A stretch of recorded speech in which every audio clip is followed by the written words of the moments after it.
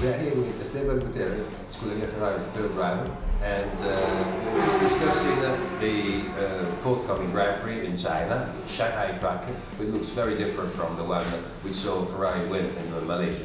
How would you describe the Shanghai track in a few words? It is very different. I think Shanghai, the main characteristic is that it has very long corners, especially corners like turn 1 and also the one before the long straight behind in the back straight. These two corners are very demanding for the front tires, and considering as well that the temperatures are not as high as Malaysia, that changes a lot into the way that the tires are working and also into the setup. I think it will probably be a little bit, I expect that it will be more challenging for us in Shanghai, because in the fact that the temperatures were very high in Malaysia gave us a certain advantage, because our car is degrading less the tires than the rest of the field, and in China hopefully we can still see that closed gap to the competition in front, and that we can make the best out from what we have at the moment and do a clean weekend with both cars.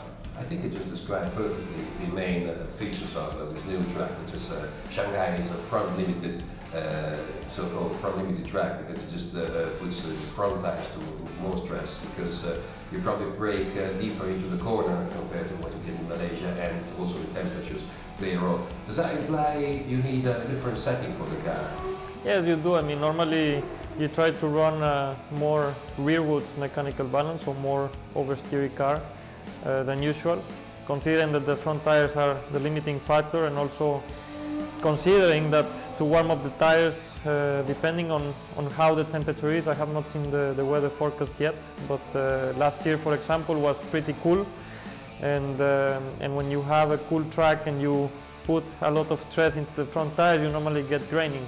So it's something that needs to be considered into the strategy, and see how that is reacting in our car, in this year's car.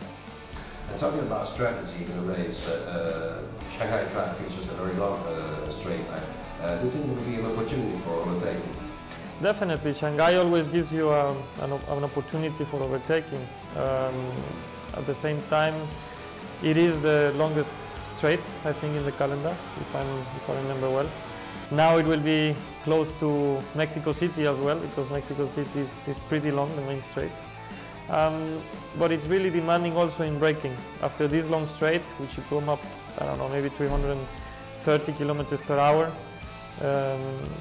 you have a hairpin, which is probably as low as 50 kilometers per hour. So you have to brake in 120 meters or 110 meters. You have to brake from such a top speed to 50, and this is really demanding for the brakes, and yeah, it's probably a characteristic that this track has.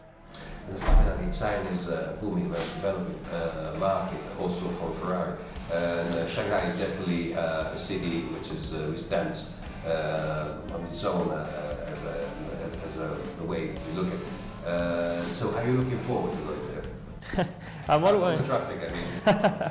I'm always looking forward. I really love and enjoy a lot traveling.